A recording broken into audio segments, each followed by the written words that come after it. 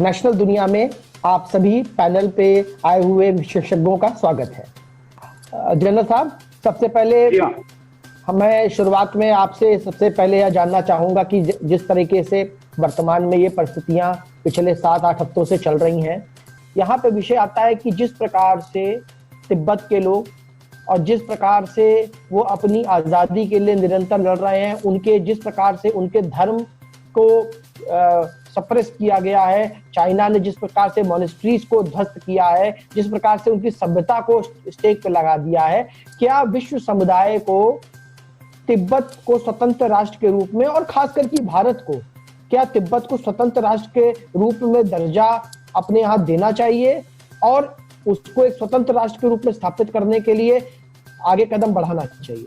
मैं जानना चाहूंगा। मैं इससे बिल्कुल सहमत हूँ कि तिब्बत को एक राष्ट्र के रूप में देखना चाहिए और इंडिया ही नहीं, बाकी जितने भी बाकी मुल्क हैं उन सबको इसके बारे में सोचकर इसके लिए आवाज उठानी चाहिए और यूनाइटेड नेशंस में इसकी बात होनी चाहिए और जहां तक हो सके तिब्बत को एक इंडिपेंडेंट राष्ट्र बनना बहुत ही जरूरी है। कहीं ना कहीं बहुत पहले शायद होगा यह इंडिया के ध्यान में, इसलिए जब दलाई लामा जी को इंडिया में आने की मौका मिला तो उनको पनाह दी गई, उनकी मदद की गई, पर कहीं शायद मेरे ख्याल से बीच में इंडिया ने सोचा कि थोड़ा चाइना से होते देखते अगर मामला सुलझ जाता है, मगर ये मामले ऐसे सुलझते नहीं हैं और तिब्बत एक बहुत बड़ा मौका है हमारे पास उसको उठाने का और इसको सम्मान देने का, ताकि बाकी दुनिया भी इसके बारे में सोचे। स्वरूप साहब, जैसा कि एक बहुत सारे ऐसे विषय आए हैं,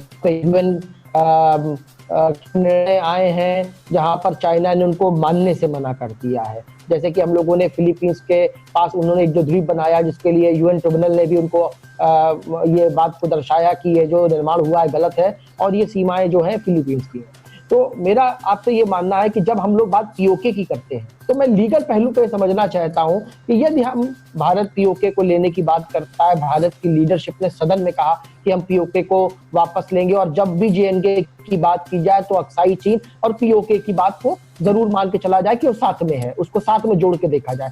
तो क्या पीओके के लिए पीओके को यदि हम भारत में उसको हमारा जो भूभाग रहा है उसको वापस लेते हैं, हमारी लीडरशिप लेती है, तो इसका जो हमारी ट्रीटीज हुई है यूएन में और बाकी जो समझौते द्विपक्षीय समझौते हुए हैं उस पे इसका क्या असर है? देखिए, जब यूएन रेजोल्यूशन पास हुआ था तो अनफॉर्चुनेटली भारत था जो गया, जिसको जाने की कोई जरूरत नहीं थी और मैं समझता हूँ बहुत बड़ी हिस्टोरिकल मिस्टेक थी वो लीडरशिप की उस वक्त कि वो खुद लेके पहुंच गए कि आप सब हमारे बीच में आप पंच बन जाइए। माफ करिए मेरे को वर्ड यूज करने के। नहीं, बिल्कुल ठीक है। और आपने उनको, जो उसको चौधरी बनने का कोई राइट नहीं था, आपने उसको चौधरी बना दिया जी। तो उसका रिजल्ट क्या हुआ? रिजल्ट ये हुआ कि उसका जेएनके का एक आर्टिफिशियल डिवीजन हो गया उस वक्त। वहाँ सीज फायर लाइन आपने कहा, और लेकिन उस रेजोल्यूशन में एक कंडीशन कि जब प्लेबिसिट होगा, मतगणना जब वो होगा तो प्लेबिसिट में पाकिस्तान की फौजों को वहां से हटना था और भारतीय सेना को वहां रहना था और तब प्लेबिसिट होना था। पाकिस्तान ने रेजोल्यूशन तो मान लिया, उस पोर्शन को मानने से इनकार कर दिया। तो लीगली स्पीकिंग, मतलब अगर आप उसके हिसाब से देखें तो भारत अब विद इन इट्स राइट्स है। जब आप रेजोल्यूशन नहीं मान रहे हैं तो हमारे ऊपर भी बाइंडिंग नहीं है रेजोल्यूशन, और हम जाके ले सकते हैं और हम लेंगे। ये भारत कह सकता है, वो करना चाहिए भारत को मेरे हिसाब से जी। अच्छा, जहां तक सवाल है दुनिया में इसका क्या रिपरकशन होगा, देखिए सिक्योरिटी काउंसिल जो है वही एक ऐसी एजेंसी है वहां जो अगर यूएन का कोई फैसला नहीं मानता है तो उसके ऊपर सैंक्शंस लगा सकते हैं। अब चाइना चूंकि सिक्योरिटी काउंसिल में बैठा हुआ है, तो जब भी आपने जिक्र किया वो फिलीपींस का और चाइना का, वहां चाइना ने मानने से इनकार कर दिया, लेकिन वो सैंक्शंस नहीं लग सकते चाइना के ऊपर। क्यों नहीं लग सकते? क्योंकि चाइना खुद सिक्योरिटी काउंसिल में वीटो लेके बैठा हुआ है। कोई भी सैंक्शन आएंगे उसको वीटो कर सकता है जी। तो अगर हमने किया, और चाइना और पाकिस्तान जरूर ये इशू उठाएंगे कि देखिए आप यूएन के रेजोल्यूशंस का वायलेशन कर रहे हैं, लेकिन वहाँ वीटो अगर हमारे फेवर में है, जो आज मैं समझता हूँ होगा आपके फेवर में, सैंक्शंस के ऊपर, तो कोई कुछ नहीं कर सकता, आप आराम से जाके ले सकते हैं अपने। और जहां तक मिलिटरीली सवाल है, जनरल साहब ने जैसा कहा कि आज वो भारत वो नहीं है जो चाइना के 62 में था। और 62 में जनरल साहब, मैं एक चीज आपसे पूछना चाहूंगा जी। 1962 की वॉर में जो इल इक्विप्ड थे तो थे हम लोग, लेकिन मैं एक हिस्ट्री की बुक में पढ़ रहा था, मेरा कुछ शौक है पढ़ने का, ये पर्टिकुलरली 62 की वॉर मैंने बहुत पढ़ी हुई है। तो मैंने ये देखा कि ईस्टर्न इंडिया में इंडियन फोर्सेस जो थे वो इस पोजीशन में थे कि चाइनीज को रिपल्स कर सके, और उनको कहा गया कि नहीं, आप विड्रॉ करिए, रिट्रीट करिए। एंड जो मैंने पढ़ा है वो ये पढ़ा है कि commanding officer was shocked and they couldn't believe कि they were ordered to retreat and they did retreat. तो मैं आपसे ये जानना चाहूंगा कि वो सर्कमस्टेंसेस, जैसा आपने कहा, डिफरेंट थे। आज हमारे यहाँ कोई ऐसी लीडरशिप नहीं है कुछ नहीं, तो भारत सेना को तो मेरे हिसाब से तो पूरा अख्तियार है, जिस तरह से चाहे फ्रीडम ऑफ एक्शन ले। आज के माहौल में आपका क्या व्यू है? नहीं, आप ठीक कह रहे हैं। उस समय पॉलिटिकल प्रॉब्लम्स और भी बहुत थी, डिफरेंस ऑफ ओपिनियन बहुत था, डिफेंस मिनिस्टर में बहुत डिफरेंस ऑफ ओपिनियन था, जनरल कॉल में डिफरेंस ऑफ ओपिनियन था, कई लोगों में डिफरेंस ऑफ ओपिनियन था। और उस समय भारत तीन हिंदी चीनी भाई भाई के नारे में ज्यादा विश्वास कर रहा था, जो कि चाइना ने शुरू किया था, तीन हिंदी भाई भाई करके। अभी हमारी जो पॉलिटिकल सिचुएशन है, हमारी पॉलिटिकल विल है, काफी क्लियर है, उनमें कोई ऐसा डाउट या शक नहीं है, और ज्यादा टाइम नहीं लेगी कोई डिसीजन लेने के लिए। इसकी सबूत अभी हाल ही में जो हुआ है गलवान में, बहुत ही जल्दी डिसीजन लिया गया। ये अभी वो स्थिति जो कंफ्यूजन वाली थी 62 की, वो कंफ्यूजन वाली स्थिति पॉलिटिकल नहीं है। सतीश जी, जैसा कि पीओके के बारे में हम लोगों ने बात की, क्या एस्ट्रोलॉजी के पॉइंट से अगर देखा जाए तो क्या भारत का भविष्य में, जहां तक हम लोग बात करते हैं तिब्बत की या बात हम करते हैं पीओके की, क्या भारत, या जहां पे बात करते हैं कि हमारी भूभाग पर चाइना जो है आकर बैठ गया, जैसा विपक्ष ने कहा, जैसा कि विपक्ष के नेताओं ने कहा, तो क्या ऐसी स्थितियां का निर्माण आपको होता दिख रहा है जहां पर भारत को अपनी भूमि खोनी पड़ेगी? या जब पीओके की बात करता है लीडरशिप प्राप्त करने की, तो क्या वो भूभाग आपको आता हुआ महसूस होता है? मैं इस बारे में, इंडियन माइथोलॉजी में एक बात आती है, उसका हिस्ट्री से भी संबंध जोड़ के बताऊंगा, कि ब्रह्मा जी को चंद्रमा को लोकपाल बनाना था, और वो ना राजा थे ना देवता थे, तो उन्होंने गंधर्व प्रदेश का राजा चंद्रमा को बना दिया। गंधर्व प्रदेश यही है, कंधार, काबुल जो सेंटर है जिसका, और उसका आसपास के 3-4 देश, तो वो पार्ट ऑफ इंडिया था, आर्यवर्त का। इतिहास में सदा से यह भाग भारत में था। दूसरी तरफ जिस देश को आज से 2000 साल पहले कामरूप कहा जाता था, उसमें आसाम का भाग ही नहीं था, चीन का बड़ा हिस्सा भी उस कामरूप देश में था। ये भारत की जनता को मालूम नहीं है अभी खुलकर, नई पीढ़ी को बिल्कुल मालूम नहीं। तो असल झगड़ा चीन से जिस दिन होगा, उस दिन पीओके को लेके ही होगा। चीन की सबसे बड़ी साधना ग्वादर पोर्ट तक सड़क बनाने की है, क्योंकि बाकी समुद्र से अमेरिकन कंट्रीज, अफ्रीका, वहां से कनेक्ट अगर चीन को करना है, अपना कम्युनिकेशन फास्ट करना है, मिलिट्री मूवमेंट तेज करने हैं, तो उसका हित इसी में है कि न केवल पीओके बल्कि बाकी पाकिस्तान को भी कब्जे में करके रखे। इसलिए जिस दिन ये झगड़ा होगा पीओके को लेके, उस दिन कश्मीर को लेके भी। परंतु ये बात इतिहास में सदा से भारत में रहे। दूसरी बात, 21 अंतरराष्ट्रीय रूट चीन ने तय किए हुए हैं, जिसे कि वो अफ्रीका तक, यूरोप तक सड़कों से ट्रांसपोर्ट कर सके। जी। सब देशों को उन्होंने अपना दुश्मन बना लिया है, इसलिए कोई भी थल सेना चीन के इन रूट्स को तोड़ सकती है। और भारत ग्वादर पोर्ट तक की 9 प्रोजेक्ट्स हैं पाकिस्तान में चीन के, अक्साई चीन, तिब्बत, इन सब को केवल भारत है जो ऑब्स्ट्रक्ट कर सकता है। इस समय एक बड़ी बात ये आई, जहां तक मैं समझा हूं, अमेरिका चाहता था कि भारत और चीन के बीच में ही युद्ध हो। हमारे प्रधानमंत्री बहुत बुद्धिमान है, वो भारत की कॉस्ट पर कुछ भी नहीं करना चाहते। अब अगर दक्षिण चीन सागर में युद्ध करते हैं, तो भारत का जो ग्रेटर इंडिया का कंसेप्ट था 2000 साल पहले, 1500 साल पहले, बल्कि उससे पहले, भारत की आबादी और भारत के सैनिक और भारत का शासन सुदूर जो साउथ ईस्ट है, फार ईस्ट कंट्री है, इनमें भी था, कंबोडिया वगैरह जो सामने, वहां होते हुए उनका प्रभाव दक्षिण चीन सागर पर पहले भी था। देखिए, मैं आपसे फिर कह रहा हूं एक बात कि भारत अपने इतिहास को दोहराएगा। एक एस्ट्रोलॉजिकल बिलीफ है कि लक्ष्मी जी यानी कि अच्छी आर्थिक व्यवस्था 500 साल पश्चिम में रहती है और 500 साल पूर्व में रहती है। अकबर के समय पूर्व में थी, फिर पश्चिम में चली गई, पश्चिमी देश धनी हो गए, अब वो प्रोसेस रिवर्स हो गई है। अब कोरिया, जापान, चीन और इंडिया को अगर आप मिला दो तो पश्चिमी अर्थव्यवस्थाओं से ज्यादा भारी पड़ते हैं, परंतु इसमें चीन का पतन हो जाना तय है। मैं आपको ये बताना चाह रहा हूँ कि एस्ट्रोलॉजिकल ग्राउंड्स पर पीओके के लिए जो झगड़ा होगा उसमें एक बार उथल पुथल कुछ हो सकती है, परंतु उसमें पाकिस्तान और पीओके का विनाश तय है। पाकिस्तान के भी टुकड़े होंगे, चीन के भी टुकड़े होंगे, बड़ी शक्तियां, अभी उनके सामने पाकिस्तान कुछ भी नहीं है, परंतु अंदर खाने में चीन को लेकर सारे दुनिया में असंतोष है और इसका पतन होना तय है। अमेरिका उतना शक्तिशाली बेशक नहीं रहे, परंतु भारत शक्तिशाली हो रहा है, इसमें कोई शक नहीं। जनरल साहब, जैसा कि अभी विषय आया कि जिसका पाकिस्तान ने खंडन किया, लेकिन पाकिस्तान पर बिल्कुल विश्वास नहीं किया जा सकता है कि उन्होंने कई सारे फ्रंट पर चाइनीज आर्मी को अपने बेसेस देने के लिए कहा, उनसे हथियार तो पहले से भी लेता रहा है। तो क्या एक परोक्ष रूप से इसकी भी तैयारी हो रही है कि पाकिस्तान वेस्टर्न फ्रंट से सिर्फ पाकिस्तान अकेले ना युद्ध करके चीनी मदद से और चीनी सैनिकों की मदद से, चीनी जो उनके आधुनिक हथियार हैं उनकी मदद से, क्या ये इस प्रकार का कोई प्लान इनके द्वारा पूर्व में प्लान किया गया हो, या वर्तमान में ऐसी परिस्थितियां लगती हैं कि वेस्टर्न फ्रंट से पाकिस्तान और चीन मिलकर भारत के वेस्टर्न फ्रंट पर आक्रमण करने का साहस कर सकते हैं?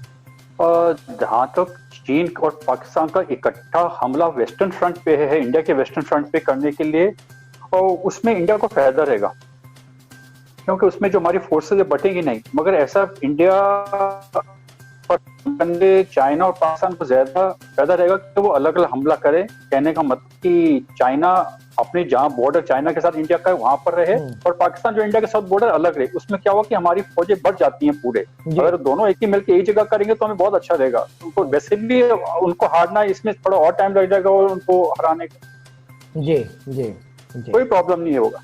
अमेरिका के ऊपर जनरल साहब कितना ट्रस्ट किया जा सकता है? अमेरिका के प्रधानमंत्री, अमेरिका की सत्ता ने अभी रिसेंटली ये कहा कि भारत की सेना के साथ अमेरिका की सेना खड़ी हुई है। कितना विश्वास किया जाए? 71 में भी हमने देखा, पाकिस्तान के लिए भी उन्होंने यही कहा था कि हम आ रहे हैं अपनी परमाणु पनडुब्बियां लेकर, लेकिन रशिया की सिचुएशन को देखकर उन्होंने उल्टे पांव लौटना उचित समझा। मैं इसमें सॉरी जी प्लीज, क्या अमेरिका पर विश्वास किया जा सकता है? इसमें एक इंग्लिश की कोटेशन बोलूंगा, there are no permanent friends in international community, only permanent interest. जी, जब तक अमेरिका है, ये चाइना, कोई भी देश है, उनके अपने इंटरेस्ट हमेशा ऊपर होते हैं। इंडिया की मदद चाइना करेगा, यूएस करेगा नहीं करेगा, ये उसके ऊपर निर्भर है, उन पर हम बैंक नहीं कर सकते। हाँ, जैसा अभी साउथ चाइना सी में आए, इसका मकसद है उनका, डोनाल्ड ट्रंप का इलेक्शन होना है इस साल के एंड में, तो कोई ना कहीं उनका अपना मकसद को पूरा करने के लिए कुछ ना कुछ दिखाना है उनको। जैसा आप बिल्कुल ठीक कहा कि 71 में भी पाकिस्तान आया था, इंडियन ओशन में, बे ऑफ बंगाल में आया, मगर क्योंकि रूस आ गया तो वहां से वो निकल गया। विश्वास किसी पर नहीं कर सकते, बस अपने आप पर हमको होना पड़ेगा। और जो हमारे प्राइम मिनिस्टर बोलते रहते हैं आत्मनिर्भर, वो ये एक चीज है जो हमको आगे ले जा सकती है। इसमें जैसे कि हम लोग वर्तमान में हांगकांग की स्थितियां देख रहे हैं, जो हमारा पीओके का एजेंडा है कि पीओके को हमको वापस प्राप्त करना है, पीओके हमारा भूभाग था, क्या पीओके की वजह से भारत खुलकर हांगकांग में जो नरसंहार हो रहा है, जिस तरीके से लोगों को मारा पीटा जा रहा है, जिस तरीके से उनकी स्वतंत्रता को खंडित किया जा रहा है, क्या हमारी पीओके को प्राप्त करने की जो भूभाग जो हमारा है उसकी वजह से क्या हम हांगकांग पर जो हो रहे अत्याचार को ऊपर क्या खुलकर कहने की स्थिति में नहीं आ पा रहे? इसमें थोड़ा सा शक है कि ऐसा क्यों हो रहा है। मेरे ख्याल से तो हमको पूरा सपोर्ट करना चाहिए हांगकांग में, क्योंकि जो किसी ने कहा था कि जहां जहां चाइना की 23 नेशंस के साथ चल रहा है ये बॉर्डर पे प्रॉब्लम्स, और हांगकांग वाले के लिए सपोर्ट करने में कोई पीओके पर असर नहीं होगा, उल्टा असर या जैसे भी असर होगा। तो हमको अपना खुला विचार प्रकट करने चाहिए। इंडिया बहुत ही बड़ा देश है, बहुत पावरफुल है, और एक किस्म से आप उसको बोलो ना बोलो सुपर पावर, बट कहीं उसके आसपास का ही है। यूएस, रशिया और चाइना के बाद हम इंडिया ही है, और ऐसा हमको कुछ डरना नहीं चाहिए किसी से।